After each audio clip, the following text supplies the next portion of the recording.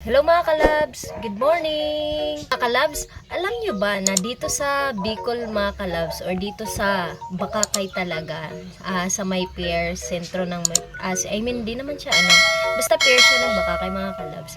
Madami dito mga cucumber mga kalabs. Hindi lang talaga siya na baga mga kalabs, yung maliliit, unlike sa Cebu yung sa amin, ang liit, wala talaga siyang giant. Tingnan mo to mga kalabs, oh, di ba? Ang laki.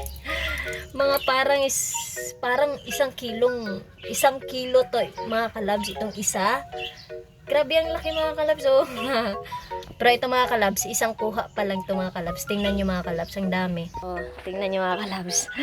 Ang dami. Oh, di ba? Oh. Tingnan niyo mga kalabs, oh. Oh. Di ba?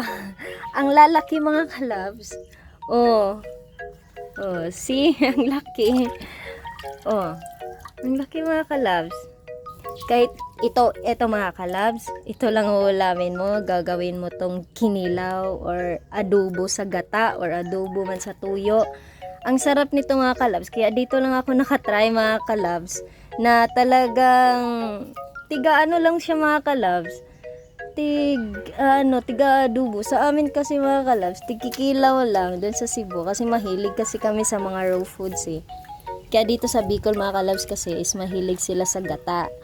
Eh sa amin naman magkaiba, kaya same din sa mga sabaw-sabaw, same din na hindi kami mahilig sa gata, mahilig sila sa gata. Sa amin hindi kami mahilig sa tuyo na food, sila mahilig sila sa tuyo na foods, di ba? Kaya mga kalabs, ipakita ko sa iyo mamaya mga kalabs pagdating ni Papa mga kalabs, kasi nagkuha pa po siya mga kalabs.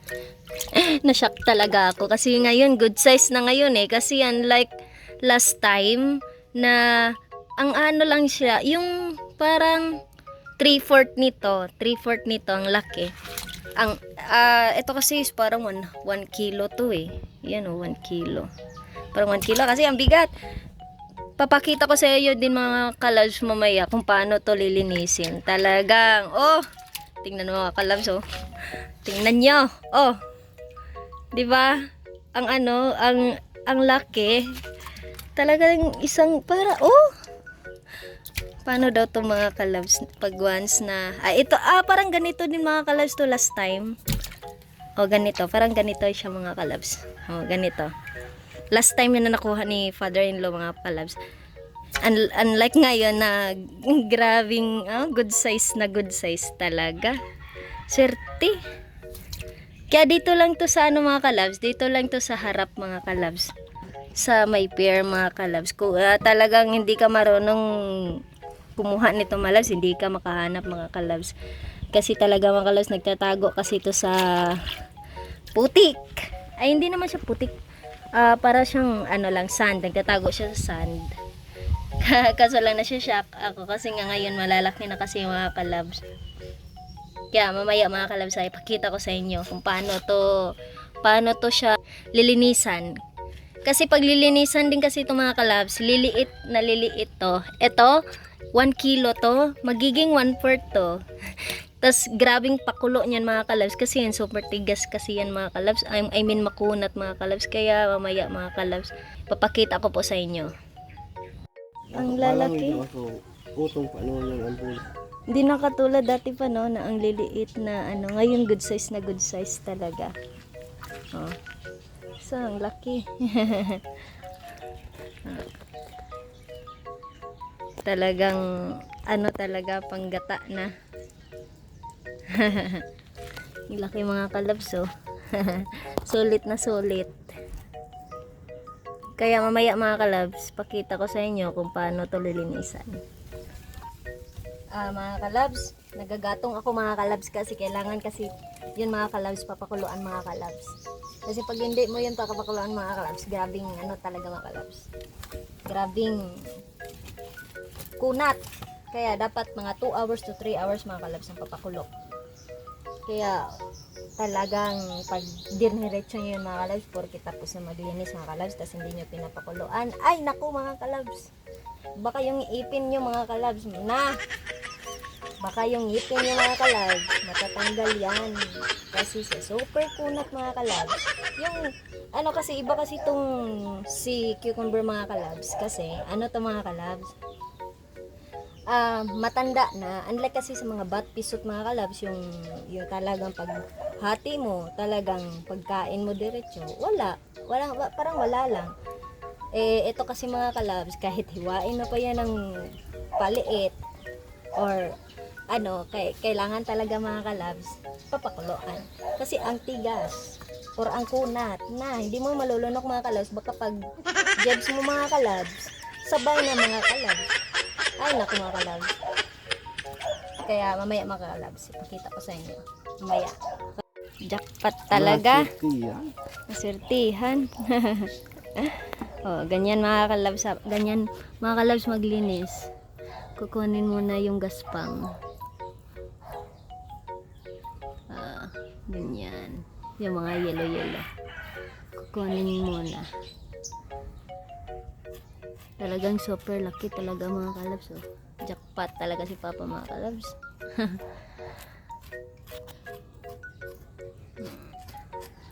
Pagkatapos mga kalabs kiskisan, yan, hahatiin mo sa center mga kalabs para kukunin mga kalabs ang lamang loob niya.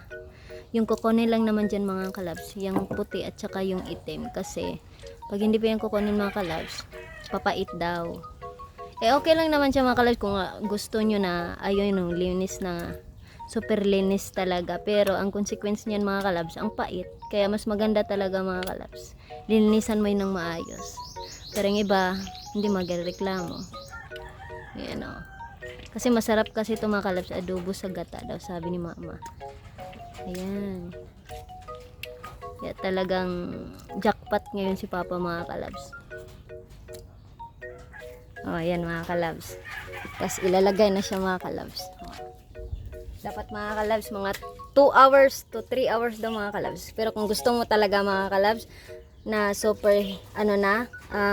hindi na siya matigas, mag 3 hours ka mga kalabs. Diba? Talagang chewy na yan mga kalabs. Lunok na lunok mo na yan. Unlike sa 1 hour lang na super tigas pa siya. Mga kalabs, kulong-kulo na siya mga kalabs.